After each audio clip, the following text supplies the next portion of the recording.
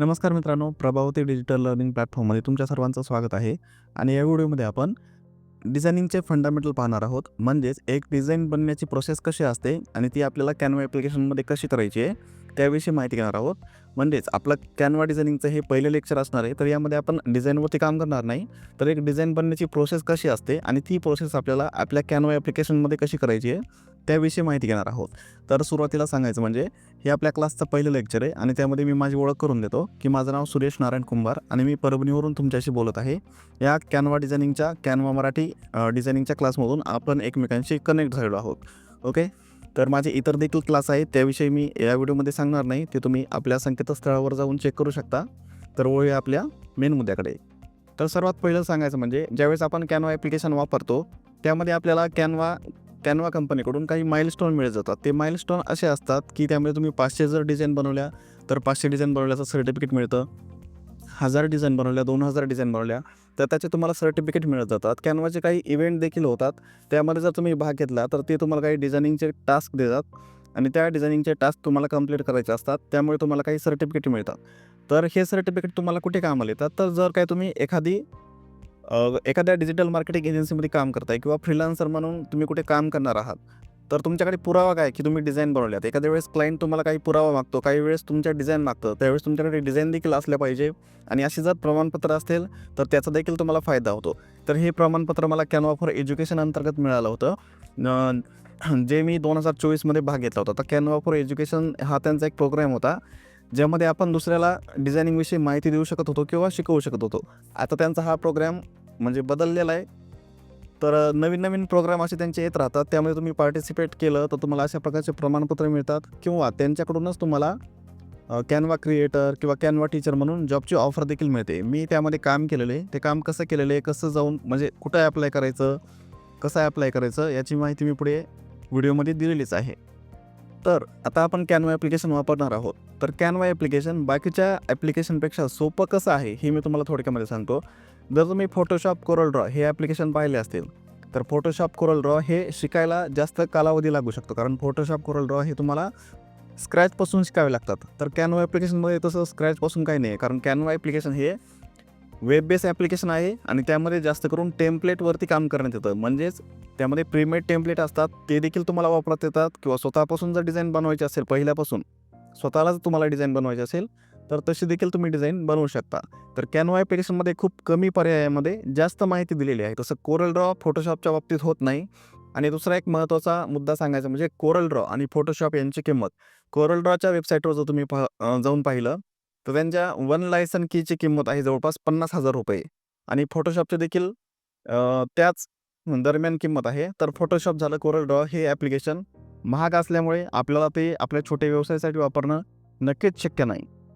तर त्या बाबतीत सांगायचं म्हणजे बाकीच्या ॲप्लिकेशनपेक्षा कॅनव्हा ॲप्लिकेशन खूप चांगल्या पद्धतीने डिझायनिंग क्षेत्रामध्ये काम करतं. तर ते कसं करतं, तर तुम्ही कॅनव्हा ॲप्लिकेशनमध्ये प्रीमेड डिझाईन वापरू शकता किंवा तुम्ही स्क्रॅचपासून बनवू शकता.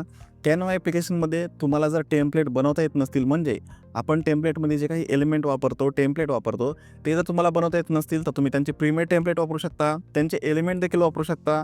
तुम्हाला जर एलिमेंट तयार करता येत नसतील तर तुम्ही स्वतः त्यांचे प्रीमेड एलिमेंट देखील वापरू शकता. त्यानंतर कॅनव्हा ॲप्लिकेशनमध्ये भरपूर तुम्हाला फॉन्ट मिळतात. प्रीमियम घेतल्यानंतर तर तुम्हाला त्यांचे सर्व फीचर्स वापरायला मिळतात, परंतु कॅनव्हाच्या मोफत म्हणजे फ्री ॲप्लिकेशनमध्ये देखील तुम्हाला भरपूर गोष्टी वापरायला मिळतात. त्याचसोबत कॅनव्हा ॲप्लिकेशनमध्ये तुम्ही छोटी-मोठी व्हिडिओ एडिटिंग देखील करू शकता. जर तुमचा व्यवसाय असेल त्यामुळे तुम्हाला WhatsAppला स्टोरी ठेवण्यासाठी किंवा Instagramला स्टोरी टाकण्यासाठी, रील टाकण्यासाठी तुम्हाला जर काही छोटे-मोठे व्हिडिओ तयार करायचे असतील तर ते देखील तुम्ही कॅनव्हा ॲप्लिकेशनमध्ये चांगल्या पद्धतीने एडिट करू शकता. आणि Canva application drag and drop पद्धतीने काम करतं. म्हणजेच यामध्ये सर्व एलिमेंट, फॉन्ट, टेम्पलेट रेडी आहेत. ते फक्त तुम्हाला तुमच्या व्यवसायानुसार कस्टमायझेशन करायचं आहे आणि तुम्हाला ते वापरायचे आहे. कॅनव्हा ॲप्लिकेशनचा दुसरा एक सर्वात चांगला महत्त्वाचा मुद्दा सांगता येईल, तो म्हणजेच कॅनव्हा ॲप्लिकेशन ही वेब बेस ॲप्लिकेशन आहे. म्हणजेच वेब बेस ॲप्लिकेशनचा फायदा काय होतो, तर तुम्ही तुमच्या मोबाईलमध्ये आणि PCमध्ये जर सेम मेल आयडीवरून लॉग इन केलेला असेल तर तुम्ही मोबाईलमध्ये जे काम करता ते तुम्हाला PCमध्ये दिसतं तुमच्या लॅपटॉपमध्ये, आणि जे तुम्ही लॅपटॉपमध्ये काम करता ते तुम्ही मोबाईलमध्ये चांगल्या पद्धतीने हाताळू शकता. आणि कॅनव्हा ॲप्लिकेशन हे वेब बेस ॲप्लिकेशन असल्यामुळे त्यामध्ये तुम्ही तुमचा डेटा स्टोअर करू शकता. म्हणजे दरवेळेस तुम्हाला फाईल अपलोड करण्यासाठी तुमच्या गॅलरीमध्ये, फाईल मॅनेजरमध्ये जाण्याची आवश्यकता नाही. यामध्ये तुम्हाला अपलोड नावाच्या पर्यायामध्ये भरपूर स्टोरेज मिळतं वापरायला. त्या स्टोरेजमध्ये तुम्ही तुमच्या ज्या काही महत्त्वाच्या फाईल तुम्हाला रेग्युलर लागतात त्या तुम्ही एकदाच अपलोड करून देखील ठेवू शकता आणि त्या तुम्ही त्या ठिकाणावरून दुसऱ्याला शेअर देखील करू शकता, अगदी मेलच्या माध्यमातून. तुम्ही मेलमधून त्या फाईल तुमची डिझाईन कस्टमरला शेअर करू शकता, क्लायंटला शेअर करू शकता. त्यानंतर त्यांचे काही चेंजेस म्हणजे बदल करायचे आहेत ते तुम्ही लगेच नोंदवून लगेच त्याच ठिकाणी लाईव्हमध्ये बदल देखील करू शकता. तर हे सर्व आपल्याला पुढे कोर्समध्ये पाहायचं आहे. फक्त तात्पुरती मी तुम्हाला या ठिकाणी माहिती सांगतोय की कॅनवा ॲप्लिकेशन कशा पद्धतीने काम करतं. त्यानंतर अजून एक गोष्ट सांगायची म्हणजे कॅनवा ॲप्लिकेशन मोबाईलमध्ये आणि लॅपटॉपमध्ये म्हणजेच तुमच्या डेस्कटॉपमध्ये सारख्याच पद्धतीने काम करतं.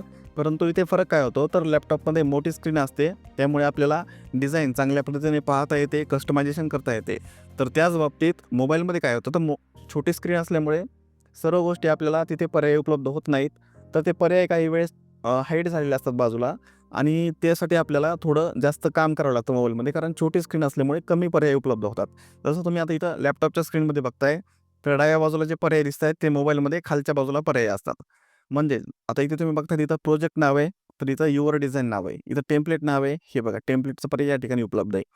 तर जे डाव्या बाजूला पर्याय दिसतात ते मोबाईलमध्ये खालच्या बाजूला पर्याय असतात. तर सर्व पर्याय जे लॅपटॉपमध्ये आहेत, डेस्कटॉपमध्ये आहेत, तेच मोबाईलमध्ये ॲप्लिकेशनमध्ये खालच्या बाजूला पर्याय असतात. म्हणजेच सांगायचं काय या ठिकाणी तर तुम्ही कॅनवा ॲप्लिकेशन मोबाईलमध्ये आणि लॅपटॉपमध्ये सारख्याच पद्धतीने वापरू शकता. कोणताही यामध्ये ड्रॉबॅक नाही आहे.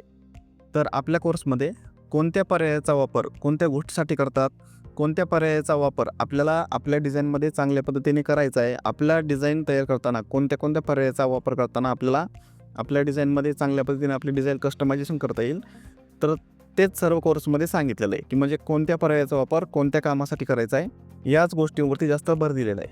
म्हणजे एखाद्या वेळेस काय होतं तुम्हाला सांगतो मी, हे सांगणं गरजेचं काय आहे. आता मी हे 14 इंच स्क्रीनमध्ये रेकॉर्ड करतोय. तर एखाद्याचा स्क्रीन साईज कदाचित 15 इंच असेल, कदाचित एखाद्याचा डेस्कटॉप 21 इंच असेल किंवा एखाद्याचा मोबाईल छोटा असेल, अँड्रॉइड मोबाईल. त्यानंतर काही जणांची साईज मोबाईलची डिस्प्ले साईज किंवा लॅपटॉपची डिस्प्ले साईज मोठी असेल. त्यावेळेस काय होतं, आता या ठिकाणी मला 14 इंचच्या स्क्रीनमध्ये एवढे ऑप्शन ओपन दिसत आहेत. एखाद्याचा डेस्कटॉप मोठा असेल तर कदाचित त्याच्या खाली पर्याय परत ओपन होतील. आता या मोबाईलमध्ये इथे एवढे पर्याय ओपन होत आहेत. तर दुसरा एखादा मोठा मोबाईल असेल किंवा टॅबलेट असेल त्यामध्ये जास्त पर्याय ओपन असतील. तर थोडक्यात मला काय सांगायचं आहे, पर्यायांची अदलाबदल होऊ शकते, परंतु ते पर्याय म्हणजे ते ऑप्शन काय काम करतं या गोष्टीकडे लक्ष द्या. कारण मी ज्यावेळेस डिझाईन बनवतो त्यावेळेस मी कशावरती क्लिक करतो तर ऑप्शनवरती क्लिक करतो. म्हणजे कोणत्या ऑप्शनमध्ये जातो, तिथून कोणते एलिमेंट उचलतो, या गोष्टींवरच मी शिकवलेलं आहे आणि त्याच गोष्टींवरती तुम्हाला लक्ष द्यायचं आहे. कारण पर्याय एखाद्या वेळेस खालीवरी होऊ शकतात. तुमचा UI वेगळा असेल, माझा UI वेगळा असेल, परंतु मला जे सांगायचं आहे की डिझाईन बनवताना आपल्याला कोणत्या कोणत्या गोष्टींचा वापर करायचा आहे, कोणत्या एलिमेंटचा वापर करायचा आहे, कोणत्या पर्यायाचा वापर करायचा आहे, तर त्याच गोष्टींकडे तुम्ही लक्ष द्या. ठीक आहे. वळूया आपल्या पुढच्या महत्त्वाच्या मुद्द्याकडे. पुढचा महत्त्वाचा मुद्दा असा असणार आहे की कॅनवा ॲप्लिकेशन जे आहे हे फ्री ॲप्लिकेशन आहे. ते तुम्हाला प्ले स्टोअरवरती मिळतं. आता जर तुम्ही कॅनवा ॲप्लिकेशन आताशी वापरणार असाल म्हणजे आताच तुम्हाला सुरुवात करायची, तर तुम्ही फ्री ॲप्लिकेशनवरती देखील काम करू शकता. फ्री ॲप्लिकेशन देखील चांगल्या पद्धतीने काम करतं. तेच पर्याय आहेत, तेच ऑप्शन आहेत, तेच एलिमेंट आहेत, तेच टेम्पलेट आहेत, सर्व काही तेच आहे. परंतु तुम्ही जर प्रीमियम घेतलं कॅनवा ॲप्लिकेशनचं तर त्यामुळे तुमचा फायदा काय होतो, तर तुम्हाला सगळे प्रीमियम ऑप्शन त्यामध्ये खुले होतात. परंतु तुम्ही जर आता सुरुवात करणार असाल तर तुम्हाला प्रीमियम घेण्याची आताच आवश्यकता नाही आहे. तुम्ही चांगल्या पद्धतीने त्यावरती प्रॅक्टिस करू शकता. तुम्ही तुमच्या व्यवसायासाठी देखील फ्री ॲप्लिकेशन वापरू शकता. जर तुम्हाला वाटलं भविष्यामध्ये की आता मी प्रीमियम घेतलं पाहिजे, मला व्यवसायासाठी जास्त डिझाईन बनवायचे आहेत किंवा मला प्रीमियम टेम्पलेट बनवायचे आहेत, त्यावेळेस तुम्ही प्रीमियम घेतलं तरी चालेल. सुरुवातीला प्रीमियम नाही घेतलं तरी चालेल किंवा तुम्ही घेतलं तरी चालेल. ते सर्वस्वी तुमच्यावर अवलंबून आहे की प्रीमियम घ्यायचं की नाही. प्रीमियम अपग्रेड कसं करायचं हे मी तुम्हाला पुढच्या व्हिडिओमध्ये सांगितलेलं आहे. आता मी फक्त प्रीमियम पर्यायाविषयी तुम्हाला माहिती देतोय की प्रीमियम पर्याय जर तुम्ही खुला केला म्हणजे प्रीमियम जर खरेदी केलं तर त्यामध्ये तुम्हाला भरपूर फॉन्ट वापरायला मिळतात, भरपूर त्यांचे लोगो पर्याय वापरायला मिळतात, त्यांचे भरपूर टेम्पलेट वापरायला मिळतात. थोडक्यात सांगायचं म्हणजे पूर्ण प्रीमियम ॲप्लिकेशन हे तुम्हाला तुमच्यासाठी वापरासाठी खुलं होतं. जे तुम्ही नॉर्मल ॲप्लिकेशनमध्ये वापरू शकत नाही. त्यावेळी नॉर्मल ॲप्लिकेशनवरती काही मर्यादा येतात. तर जर तुम्ही प्रीमियम अपग्रेड केलं तर तुम्हाला पूर्ण ॲप्लिकेशन प्रीमियम स्वरूपामध्ये वापरायला मिळतं. ओके. तर वळूया आपल्या पुढच्या मुद्द्याकडे. तर कॅनवा ॲप्लिकेशनमध्ये जसं मी तुम्हाला सांगितलं फोटोशॉप, कोरल ड्रॉ यामध्ये फक्त डिझाईन बनवता येतात. परंतु कॅनवा ॲप्लिकेशनमध्ये आपण डिझाईन बनवू शकतो, PDF बनवू शकतो, MP4 व्हिडिओ देखील बनवू शकतो. जर तुम्हाला कोणत्याही फॉर्मॅटमध्ये तो डेटा सेव्ह करायचा असेल तर तुम्ही डाउनलोड पर्यायामध्ये सेव्ह करू शकता. तशा पद्धतीचे पर्याय तुम्हाला ती डिझाईन डाउनलोड करताना शो होतात. ओके, तर पुढचा महत्त्वाचा मुद्दा म्हणजे तर व्हिडिओच्या सुरुवातीला जे मी तुम्हाला सांगितलं होतं की एक डिझाईन बनण्याची प्रोसेस कशी असते, डिझाईनचे जे काही फंडामेंटल असतात ते आपण या व्हिडिओमध्ये पाहणार आहोत. तर त्या महत्त्वाच्या मुद्द्याकडे आता आपण वळू. तर कॅनवा ॲप्लिकेशनमध्ये आपण डिझाईन बनवणार आहोत, परंतु ती डिझाईन बनण्याची प्रोसेस कशी सुरू होते, कारण डिझाईन ही आपल्याला कस्टमरला द्यायची आहे. तर डिझाईन अट्रॅक्टिव्ह कशी बनवण्यासाठी आपल्याला पर्यायांचा वापर करावा लागतो. त्यासाठी आपल्याला डिझायनिंगचे फंडामेंटल माहीत असणं गरजेचं आहे. तर त्याआधी मी तुम्हाला सांगतो की डिझाईन ही अट्रॅक्टिव्ह कशी असते. जर तुम्ही डिझाईन अट्रॅक्टिव्ह बनवली तर त्याचे तुम्हाला काय फायदे होतात ते मी तुम्हाला थोडक्यामध्ये सांगतो. पूर्वी आपण रेडिओवरती जाहिराती ऐकायचो. तर रेडिओवरती आताही रेडिओ चालू आहे, परंतु रेडिओवरती जाहिरात दिल्यानंतर त्याचा तेवढा तुमच्या जाहिरातीचा तुमच्या व्यवसायाला फायदा होत नाही. कारण तुम्ही ज्यावेळेस जाहिरात देता त्यावेळेस ती जाहिरात तुमचा टार्गेटिव्ह कस्टमर ऐकतोयच का हे माहिती नसतं, किंवा ऐकणारे जाहिरात जे असतात कस्टमर असतात ते तुमच्या व्यवसायाचं प्रोडक्ट खरेदी करतील का असंही सांगता येत नसतं. बरं, व्हिडिओ जाहिरातीच्या बाबतीत देखील तेच आहे. आता व्हिडिओ जाहिरातीला आणि फोटो जाहिरातीला डिजिटल मार्केटिंगची जोड मिळालेली आहे. तर डिजिटल मार्केटिंगमध्ये आपण व्हिडिओ जाहिरात देखील बनवतो आणि फोटो म्हणजेच डिझायनिंग देखील बनवतो.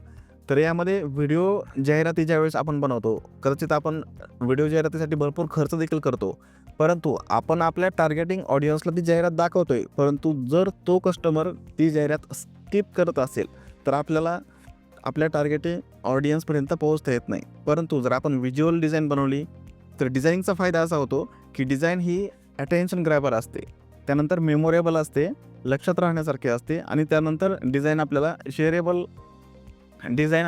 एखादी डिझाईन पाहिल्यानंतर त्यावरची माहिती आपल्याला दुसऱ्याला सांगण्यासाठी सोपी जाते. तर ते कशी मी तुम्हाला सांगतो. एखाद्या ठिकाणी तुम्ही जर एखादी जाहिरात पाहिली, एखादं बॅनर पाहिलं, तर ते बॅनर पाहिल्यानंतर ते जर बॅनर अट्रॅक्टिव्ह असेल, त्यामध्ये फॉन्ट व्यवस्थित वापरले असतील, कलर व्यवस्थित वापरले असतील, तर काय होतं, ती डिझाईन अटेन्शन ग्रॅबर असते. एखाद्या वेळेस तुम्ही चालताना एखादा बॅनर पाहता आणि ते बॅनर कदाचित तुम्हाला तुमच्या गरजेचंही नसतं, परंतु ते डिझाईन एवढं अट्रॅक्टिव्ह बनवलेले असते की तुम्ही सहज त्या बॅनरकडे पाहता आणि ते बॅनर तुम्ही वाचायला लागता, वाचून काढता. म्हणजे ते तुमच्या गरजेचं असो किंवा नसो, परंतु जर ती डिझाईन अट्रॅक्टिव्ह बनवलेली असेल तर ती अटेन्शन ग्रॅब करते तुमचं. त्यानंतर ती डिझाईन चांगली बनवल्यामुळे ती तुमच्या लक्षात राहण्यासारखी असते आणि दुसऱ्यांना शेअर करायला देखील सोपी जाते. जसं की आता तुम्ही एखाद्या ठिकाणी तुमच्या मित्राने तुम्हाला सांगितलं की ते तुम्हाला ते राहण्यासाठी फ्लॅट शोधतायत. तर तुम्ही लगेच मित्राला सांगू शकता की मी अशा ठिकाणी अशी जाहिरात पाहिली होती, तर त्या ठिकाणी तुम्ही फ्लॅटची चौकशी करू शकता. फोटो डिझाईनचा हा फायदा होतो की फोटो डिझाईन जी आपली डिझाईन असते ती अटेन्शन ग्रॅबर असते, मेमोरेबल असते आणि शेअरेबल असते.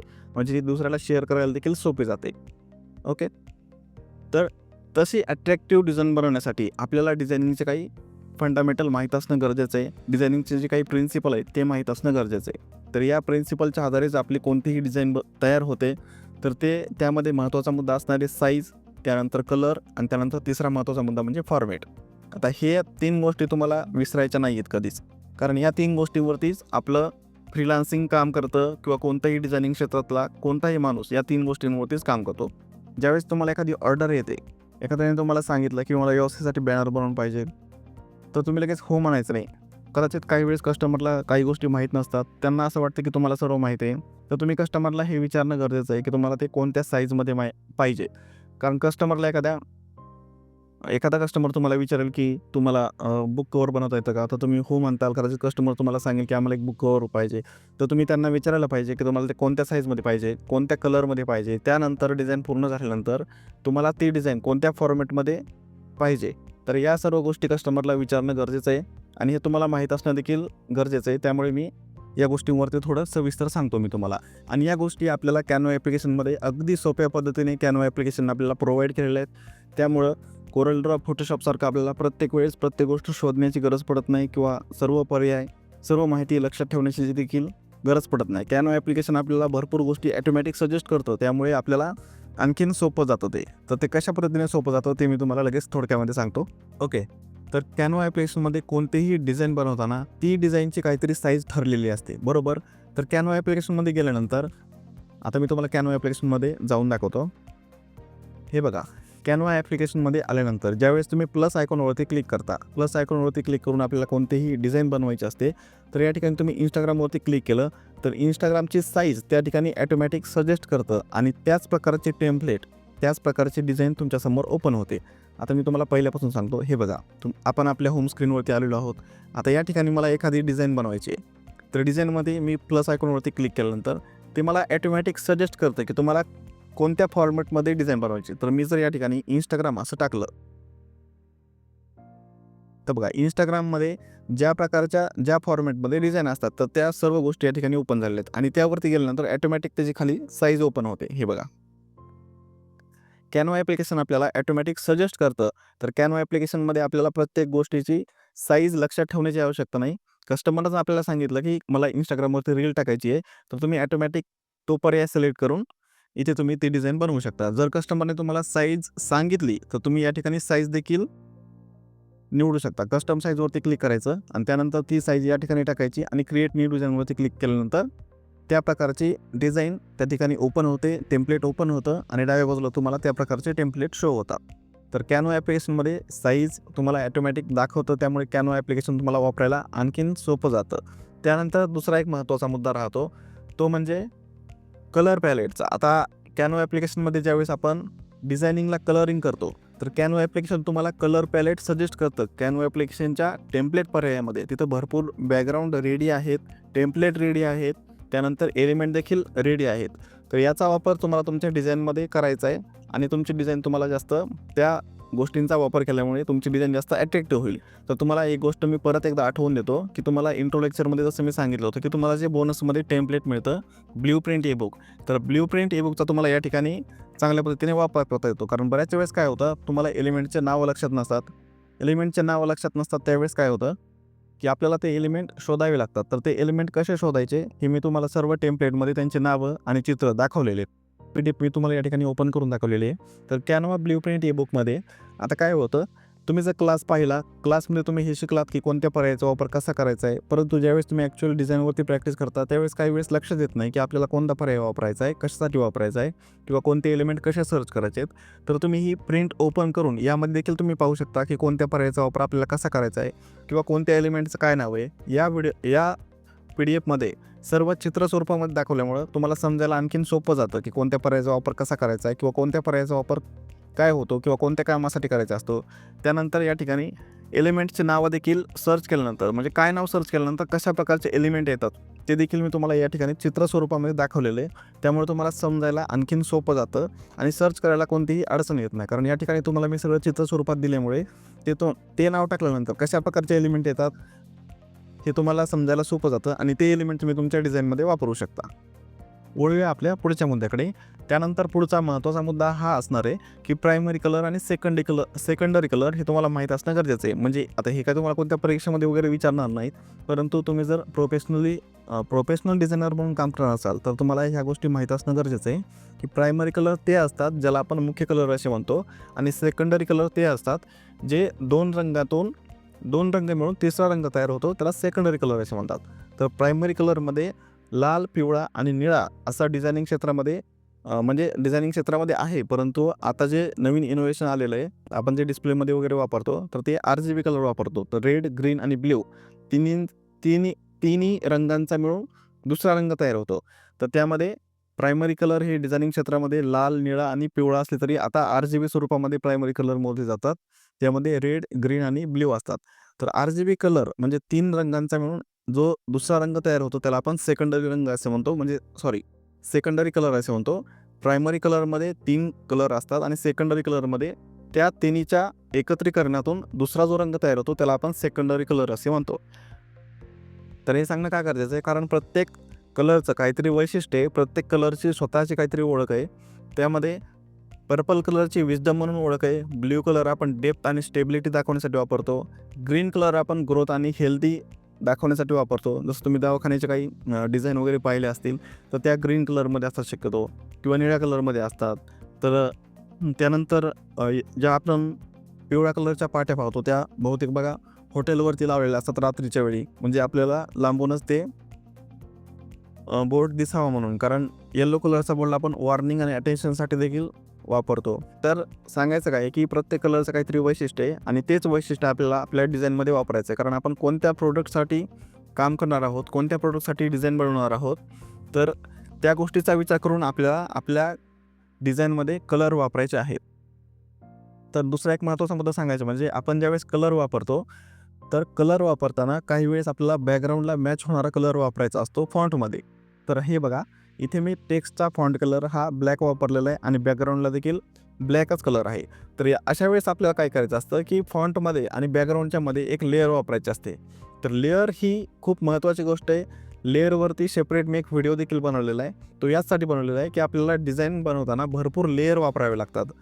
बॅकग्राऊंडच्या वरती लेअर असते, फॉन्टच्या खाली लेअर असते. आपण जर भरपूर एलिमेंट वापरले एखाद्या डिझाईनमध्ये, तर प्रत्येक डिझाईनच्या खाली म्हणजे ते एलिमेंट एकत्र होऊ नये किंवा वेगवेगळे दिसावे म्हणून आपल्याला बऱ्याच ठिकाणी बरेच एलिमेंट वापरावे लागतात.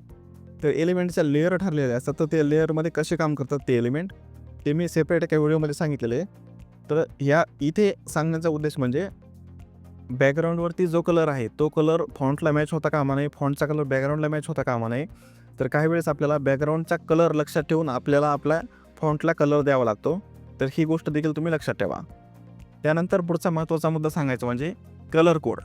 कोणताही कलर कोड हा RGB म्हणजे 3 रंगांचं एकत्रीकरण करून झालेला असतो. तर त्यामध्ये पहिलेचे 2 अंक दर्शवतात ते रेड कलरला दर्शवतात. त्यानंतर पुढचे 2 अंक ग्रीन कलरला आणि पुढचे 2 अंक ब्ल्यू कलरला.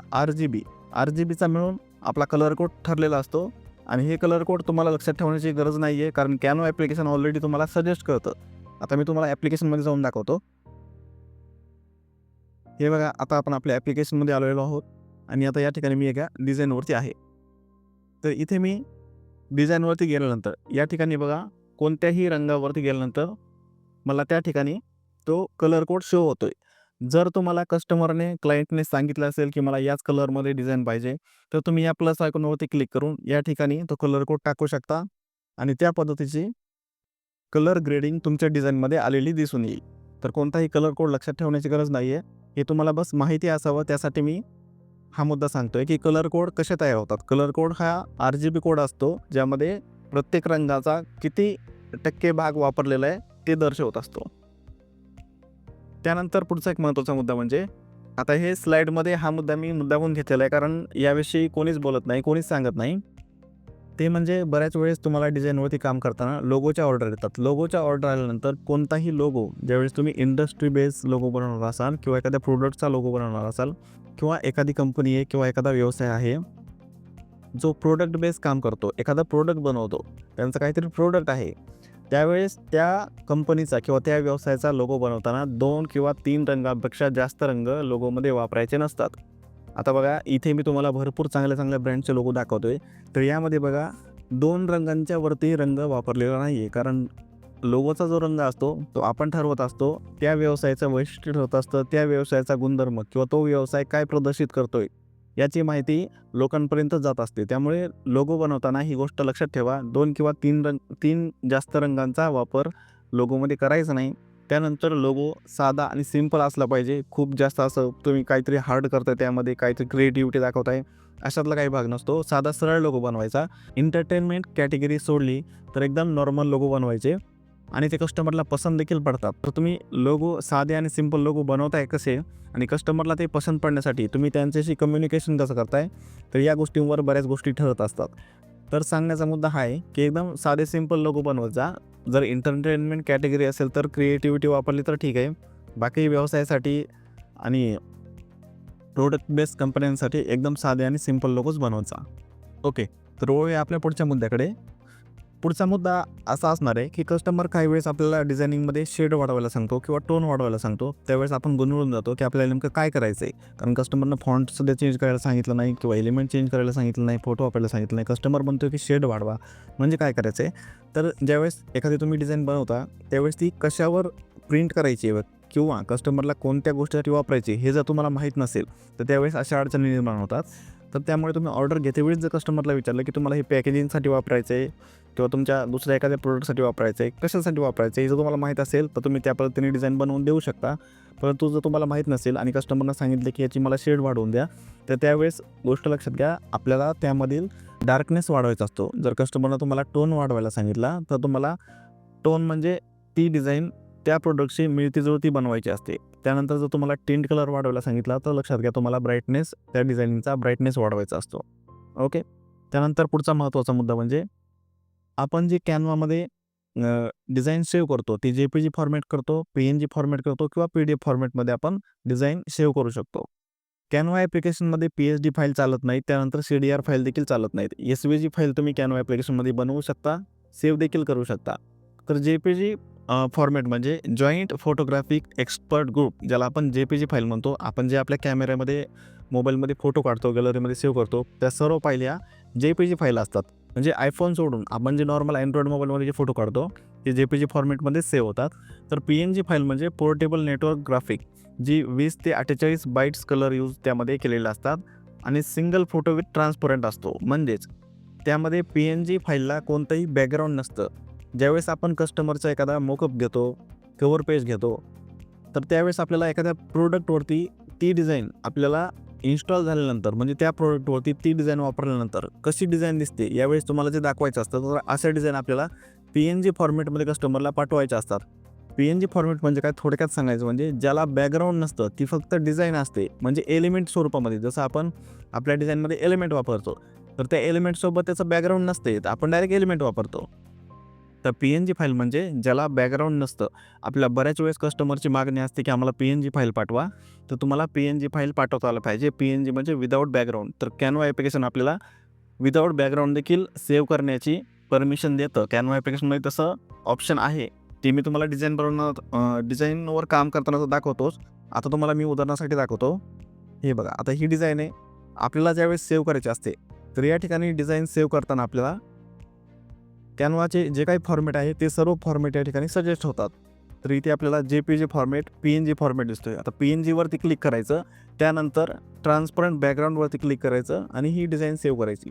तर त्यानंतर सेव्ह केल्यानंतर काय होतं, हे जे वरती जे एलिमेंट दिसते, म्हणजे या डिझाईनवरती जे आपण काम केलेले फक्त तेवढाच भाग सेव्ह होणार. त्यानंतर हे जे येलो बॅकग्राऊंड दिसते, ते बॅकग्राऊंड या ठिकाणी सेव्ह होत नाही. जर आपण JPG फॉर्मॅटवरती क्लिक केलं आणि सेव्ह केलं तर पूर्ण डिझाईन सेव्ह होते.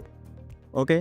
अशा आहे की तुम्हाला समजलं असेल की मला काय म्हणायचं आहे. त्यानंतर CDR फाईल म्हणजे जे आपण कोरल ड्रॉमध्ये वापरतो, कोरल ड्रॉ फाईल असतात, ज्याला आपण सेल डिटेक्ट रेकॉर्ड असं देखील म्हणतो.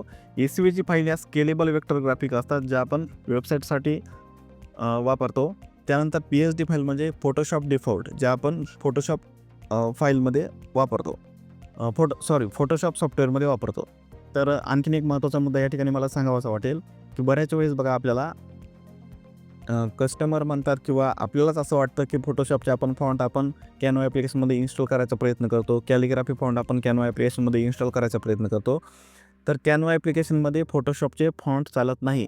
ॲडोबी कंपनीचं फोटोशॉप हे एक प्रोडक्ट आहे, त्यांचं ते ॲप्लिकेशन आहे. तर त्यांच्या ॲप्लिकेशनमध्ये त्यांचे फॉन्ट चालतात. कॅनव्हाचं वैयक्तिक ही वेगळी कंपनी आहे, यांचे वेगळे फॉन्ट आहेत. यामध्ये गुगल फॉन्ट चालतात किंवा कॅनव्हाचे देवनागरी असं जर तुम्ही सर्च केलं फॉन्टमध्ये, तर कॅनव्हाचे देवनागरी फॉन्ट म्हणजे मराठी फॉन्ट जवळपास 150 पेक्षा जास्त मराठी फॉन्ट यामध्ये आहेत. तर तेच वापरून तुम्ही चांगली डिझाईन बनवू शकता. मी देखील तेच फॉन्ट वापरून तुम्हाला इथे चांगली डिझाईन बनवून दाखवलेली आहे आणि मी एवढ्या चांगल्या डिझाईन तुम्हाला बनवून दाखवलेल्या आहेत, ते तुम्हाला नंतर कोर्समध्ये कळणारच आहे. एकदम सोप्या पद्धतीने, सोप्या भाषेमध्ये सांगितलेले सर्व. ते बस तुम्ही शिका. कुठे जरी अडचण आली तर तुम्ही मला मेसेज टाकून विचारू शकता. ठीक आहे. त्यानंतर आपल्या शेवटच्या महत्त्वाच्या मुद्द्याकडे वळूयात की या व्हिडिओमध्ये आपण फक्त माहिती घेत होतो. इथून पुढच्या व्हिडिओमध्ये प्रत्येक व्हिडिओमध्ये आपलं प्रॅक्टिकल बेस लेक्चर असणार आहे. म्हणजे प्रत्येक गोष्ट वापरताना मी प्रॅक्टिकल स्वरूपामध्ये ती व्हिडिओमध्ये दाखवलेली आहे की आपल्याला त्या पर्यायाचा वापर कसा करायचा आहे किंवा कोणती डिझाईन कशी बनवायची, त्यासाठी आपल्याला काय करायचं आहे. तर इथून पुढच्या सर्व व्हिडिओमध्ये आपण कोणत्या गोष्टींवर काम करणार आहोत त्याचा एक मी तुम्हाला आढावा देतो. आपण यामध्ये न्यूज एजन्सीमध्ये काम करताना न्यूज कशा प्रकारच्या बनवायच्या असतात, म्हणजे ते लिखाण सांगत नाही मी तुम्हाला, तो कंटेंट रायटिंगचा भाग झाला. परंतु कंटेंट रायटिंग ज्यावेळेस लिहून काय पाठवतो आपल्याला, तर त्यावेळेस आपल्याला जर डिझाईन बनवायची असेल, लोकमत असेल, सकाळ असेल, थोडक्यात, बोलबेडू, हे काही जे काही चांगले वृत्तवाहिन्या आहेत ज्या Instagramवर, Facebookवरती त्यांचे डिझाईन व्हायरल होतात. तर ते Canva ॲप्लिकेशनमध्येच डिझाईन बनवतात. तर ते कसे डिझाईन बनवतात हे मी तुम्हाला प्रॅक्टिकल त्यांनी जसं बनवलं आहे सेम तसंच आणि त्याच पद्धतीने मी तुम्हाला या ठिकाणी बनवून दाखवलेलं आहे आणि मी तुम्हाला शिकवलेलं आहे. तर त्या पद्धतीने तुम्ही या क्लासमध्ये डिझाईन शिकवू शकता. न्यूज व्हिडिओ आता न्यूज व्हिडिओमध्ये मी तुम्हाला सांगतो. सकाळ सकाळ वृत्तवाहिनी जी आहे त्यांचे जर तुम्ही YouTubeवरती व्हिडिओ पाहिले तर त्यांनी ते Canva ॲप्लिकेशनमध्ये बनवले आहेत. म्हणजे व्हिडिओ एडिटिंगचे एवढे महाग सॉफ्टवेअर वापरण्यापेक्षा आपण Canva ॲप्लिकेशनमध्ये कसे चांगल्या पद्धतीने व्हिडिओ एडिट करू शकतो किंवा न्यूज व्हिडिओ बनवू शकतो ते देखील मी तुम्हाला पुढे व्हिडिओमध्ये शिकवलेले. त्यानंतर टी शर्ट कलर चेंज कसे करायचे, तर हा महत्त्वाचा मुद्दा नाही आहे. परंतु टी शर्ट कलर चेंज म्हणजेच आपल्याला जर आपल्या एखाद्या एलिमेंटचा कलर जर चेंज करायचा असेल, बाय डिफॉल्ट एलिमेंट आहे, परंतु ते जर कलर चेंज करायचा झाला, तर कसा चेंज करायचा हे देखील पुढे मी सांगितलेलं आहे. त्यानंतर ॲडव्हर्टाइजमेंट म्हणजे आपण सोशल मीडिया मॅनेजरचं काम करणार असू किंवा एखाद्या डिजिटल मार्केटिंग एजन्सीमध्ये काम करणार असू, तर त्यावेळेस आपल्याला कशा पद्धतीच्या डिझाईन बनवावे लागतात आणि त्या कशा बनवायच्या हे देखील मी पुढे कोर्समध्ये सांगितलेलं आहे. Invitation card, flourish data, chart कसे बनवायचे, चार्ट म्हणजे चार्ट बेस जे आपला डेटा असतो तो कसा बनवायचा, हे सर्व पुढे प्रत्येक व्हिडिओमध्ये हे सर्व गोष्टी कव्हर केलेल्या आहेत. रिझ्यूम असेल, PPT ॲनिमेशन, आपलं MS वर्ड असेल, MS वर्ड आपल्याला Canva ॲप्लिकेशनमध्ये वापरायचं असेल तर कसं वापरायचं, Canva ॲप्लिकेशनमध्ये PPT कशा तयार करायच्या, या सर्व गोष्टींचा आढावा आपण पुढच्या प्रत्येक व्हिडिओमध्ये घेतलेला आहे. त्यानंतर मॅरेज कार्ड सांगायचं म्हणजे लग्नपत्रिका Canva ॲप्लिकेशनमध्ये बनवता येत नाहीत हे मी तुम्हाला इंट्रो लेक्चरमध्ये देखील सांगितलं आहे. Canva ॲप्लिकेशनमध्ये मराठी फॉन्ट जास्त नाही आहेत. बॅनर असेल, लग्नपत्रिका असेल, हे फॉन्टवरून जास्त आकर्षित होतात. कारण त्यामध्ये आपण कॅलिग्राफी फॉन्ट वापरलेला असतात. तर यामध्ये कॅलिग्राफी फॉन्ट चालतच नाहीत.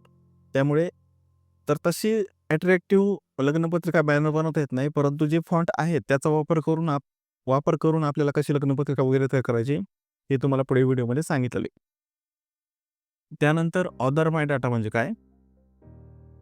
तर मी तुम्हाला इंट्रो लेक्चरमध्ये जसं मी सांगितलं होतं किंवा माझ्या जाहिरातीमध्ये सांगितलं, की जर कोणाला फ्रीलान्सिंग करायची असेल म्हणजे विद्यार्थी असतील, गृहिणी असतील, त्यांना जर फ्रीलान्सिंग करायची आहे, तर ती फ्रीलान्सिंग कशी करायची? आता जर मी व्यक्तिगत सांगायचं म्हटलं तर मी स्वतः फ्रीलान्सिंग करतो. मी दिवसातले फक्त 4 ते 5 तास काम करून महिन्याला 10,000 ते 15,000 रुपये कमवतो. तुम्हीही अशी फ्रीलान्सिंग करू शकता. परंतु सर्वात महत्त्वाचा मुद्दा सांगायचा म्हणजे आज तुम्ही कोर्स जॉइन केला आहे, 10 दिवसात कोर्स पूर्ण केला, 15 दिवसात कोर्स पूर्ण केला, म्हणजे तुम्ही लगेच फ्रीलान्सिंग करायला लागताल असं काहीही होणार नाही. फ्रीलान्सिंग ही तुमच्या हे बघा, तुम्हाला कोणताही कस्टमर ज्यावेळेस ऑर्डर देतो, तर हे तुमची स्किल बघून ऑर्डर देत असतो. म्हणजे तुम्हाला काय येतं खरोखर किंवा तुम्ही मला जसं काम पाहिजे तसं तुम्ही काम करून देऊ शकता का? तर हे तुमच्या स्किलवरती असतं. तुम्ही जेवढी जास्त प्रॅक्टिस करता, तेवढा जास्त तुम्हाला अनुभव येतो. त्यानंतर तुम्हाला कामं मिळत जातात. म्हणजे लगेच कामं मिळतील अशातली गोष्ट नाही. परंतु तुम्ही या माझ्या कोर्समध्ये चांगल्या प्रकारे फ्रीलान्सिंग शिकवू शकता. कारण यामध्ये मी तुम्हाला प्रॅक्टिकल दाखवलं आहे, की मी स्वतः कसे फ्रीलान्सिंग कामं करतो. म्हणजे मी कस्टमर कसे शोधतो, त्यांचे ऑर्डर कशा घेतो, त्यांचं पेमेंट कसं स्वीकारतो किंवा त्यांना मी माझं डिझाईन कशा करून पाठवतो.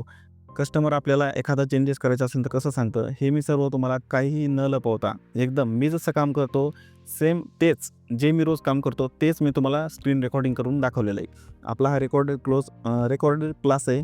त्यामुळे इथे तर सर्व तुम्हाला प्री रेकॉर्डेड लेक्चर मिळतात. आता काही जणांचं म्हणणं असंही येतं, की लाईव्ह लेक्चर असायला पाहिजे. परंतु लाईव्ह लेक्चर देखील मी पूर्वी घेतलेले आहेत. परंतु लाईव्ह लेक्चरचा तोटा हा होतो, की मी जर तुम्हाला एखाद्या क्लासमध्ये काही गोष्टी शिकवल्या, तर तुम्ही ज्यावेळेस प्रॅक्टिकल करता तुमच्या डिझाईनवरती, त्यावेळेस तुम्हाला त्या लक्षात येत नाही. मग तुम्ही सारखे मेसेज करता, फोन करता.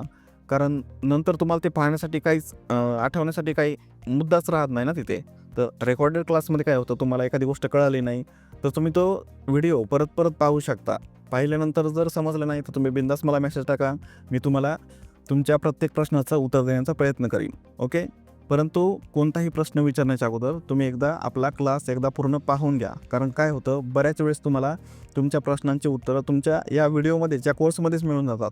काही वेळेस काय होतं, तुम्हाला एखाद्या व्हिडिओमध्ये एखाद्या प्रश्नाचं उत्तर मिळणार नाही. तुम्हाला जे पाहिजे त्या व्हिडिओमध्ये मिळालं नाही. कदाचित तुमच्या प्रश्नाचं उत्तर तुम्हाला पुढच्या व्हिडिओमध्ये मिळेल.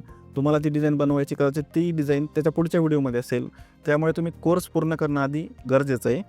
त्यानंतर तुम्हाला काही जरी अडचण आली तर तुम्ही मला मेसेज टाका. मी तुम्हाला तुमच्या प्रश्नाचं उत्तर नक्की देईन. त्यानंतर पुढच्या आणि शेवटच्या महत्त्वाच्या मुद्द्याकडे आपण वळूयात. आपला जो हा क्लास आहे तो सर्व कशा प्रोसेसमध्ये चालणार आहे ते मी तुम्हाला सांगतो. या क्लासमध्ये आपण ज्या गोष्टींवरती विशेष लक्ष दिलेलं आहे ते म्हणजे आपल्याला जे टेम्पलेट पाहिजेत ते टेम्पलेट सर्च कसे करायचे.